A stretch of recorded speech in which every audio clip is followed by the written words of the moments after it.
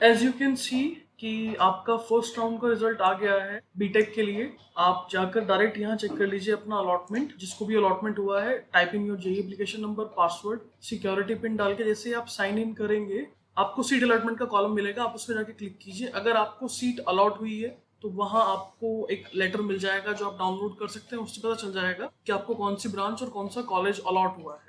अब मान लीजिए जिन्हें अलॉटमेंट हो गया है, आपका नेक्स्ट स्टेप क्या है। एज यू कैन सी जिनको भी अलॉटमेंट हो गया है, जैसे 10th है तो they are going by the schedule. 10th में अलॉटमेंट हो गया है तो आपके पास अब 3 दिन का टाइम है, 10th 11th एंड 12th। इन 3 दिन के अंदर आपको अपनी फीस पे करनी है bye paying the confirmation fees, जो दो हैं, 20,000 और 12,000।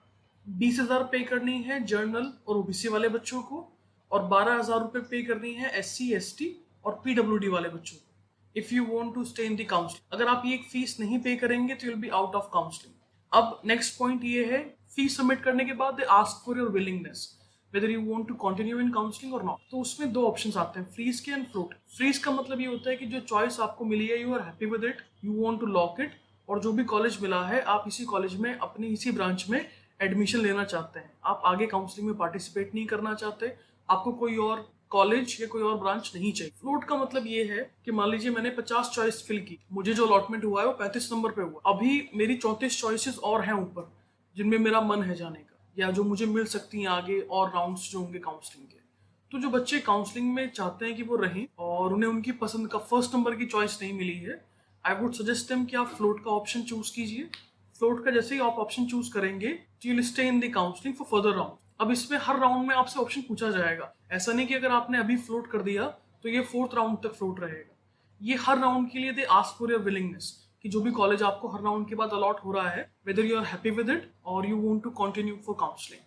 तो मान लीजिए अगर फ्लोट का ऑप्शन भी आप कर लेते हैं तो पहली बात तो ये कि जो कॉलेज आपको इस राउंड में मिला है, अगर आपको नेक्स्ट राउंड में कोई और कॉलेज नहीं मिलता है तो ये कॉलेज सेफ है, इसमें कोई चेंज नहीं है। सेकंड राउंड में अगर आपको लगता है कि भाई मुझे इसी कॉलेज में रहना है और मुझे आगे पार्टिसिपेट नहीं करना है, तो सेकंड राउंड में जाकर भी आप अपनी सीट जो है वो फ्रीज कर सकते। और ये फीस पे करने के बाद और विलिंगनेस पे करने के बाद आपको मेक श्योर करना है कि वहां आप लेटर डाउनलोड करें। उस लेटर में आपकी डिटेल्स आएंगी, ये इसका रोल नंबर है, ये कैटेगरी है, इसे ये अलॉटमेंट हुआ है इस ब्रांच में, और इन्होंने 20,000 रुपये फीस अपनी सबमिट कर दी है।